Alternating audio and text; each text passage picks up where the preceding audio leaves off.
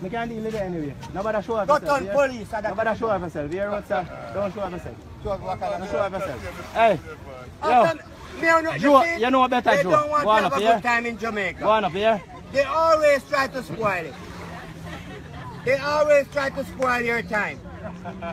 Huh? We're not doing nothing wrong. If you want to buy some ganja, it's legal. Hey, you see if you continue so. You see if you continue so. You see as the next night, you see I don't work at night again because gang war to go on. I don't want to shoot me. Oh, shoot us yourself. Joe, allow me to work at night again, Joe. I'm looking at that. I kill some blood clot people now. You feel man? Oh, you feel man? You don't play thing now, man. I don't work at night again, man. You have a breaking still, you know. But look at it. What? You don't look friend for you. You don't look friend for you. You don't bat you, boy. Then I can't talk to. You can't talk to. Touch me now. Oh, you look at me. You right there when we go touch you. Touch me. You don't have to go for you, someone. After me, I share respect. You go on your eat. Now when me have blood clot touch you. Touch me. All right, touch me now.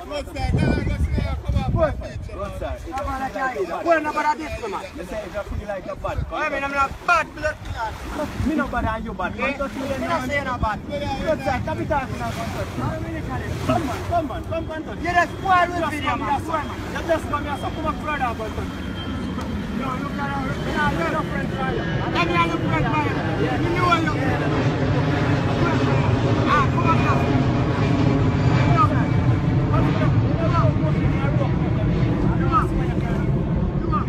There's been a few incidents since I've been here in Jamaica. It's been 3 weeks of, I just love this country. I love the people. I love everything about it.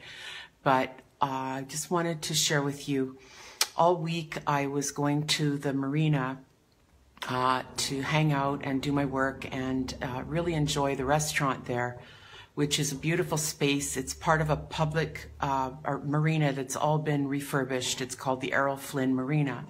And the restaurant has a swimming pool in it. And the swimming pool is for the people who come in on the boats from the marina. And they're all, so far, as I've seen, they've all been white people who swim and use the pool and use the restaurant and have drinks and food and so on. So all week I've been swimming in the pool.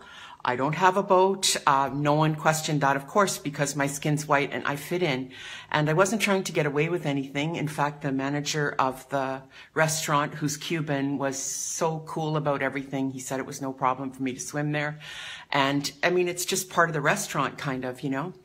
It's the way they've set it up is really what I'm upset about. Well, actually, no. What I'm really upset about is what happened yesterday. So all week, so yesterday was Thursday, so that's the 4th day. So yesterday, I invited a friend of mine who's Black Jamaican, very dark, what you guys say, blue-black, you know, very dark-skinned Jamaican, to come there and meet me for a drink. So he came there, and he wasn't coming for a swim or anything like that. I was going to have a swim, and the security guard came up and told him that he has to tell me that the management says that I'm not allowed to swim in the pool.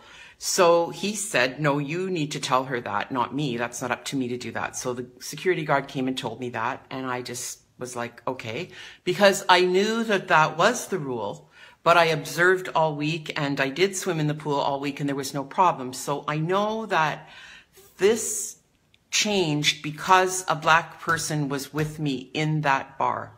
And there have been very, very few Black people in the bar. So to me, it's one of those spaces. This is only my opinion and my observation, but I observe that the management of the Errol Flynn Marina, and I hope Michael Lee Chin hears this, it seems to me that they're trying to keep that space very white in a country of Black people. And I'm very, very upset that they would, I don't care that they're calling on me to follow the rules. I'm cool with that. But I know the only reason they did that was because a Black man was with me. So that's the part that I'm really calling out, you know. So then we left and went to the beach. They have a beach, what do they call it? Bikini Beach, to go swimming there.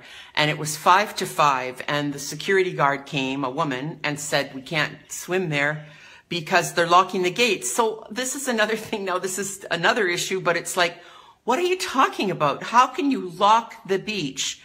First of all, like that was always a public space for people from Port Antonio have gone swimming in that area. We used to call it the Reef. And the first hotel that was ever built in Jamaica for tourism was the Reef at that area, which burnt down. And then we always went swimming at the Reef, and it was a public space. So now they've made this other beach they call Bikini Beach, and they lock it up at 5 o'clock. And I'm like, what in the heck is going on? Are you telling me that the people of Port Antonio can't go and swim in their own public area because somebody decided to lock a gate at 5 o'clock at night?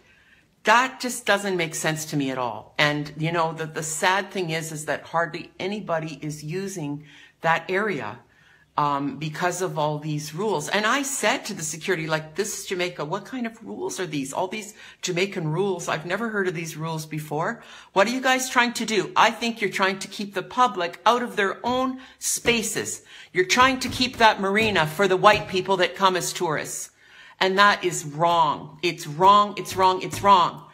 That space is a public space. That's for the people of Port Antonio. And if you want to have your little swimming pool for the rich white people that come in on their yachts and get drunk and try to, no, I'm going to stop. Okay, I'm not going to go there. Take that back.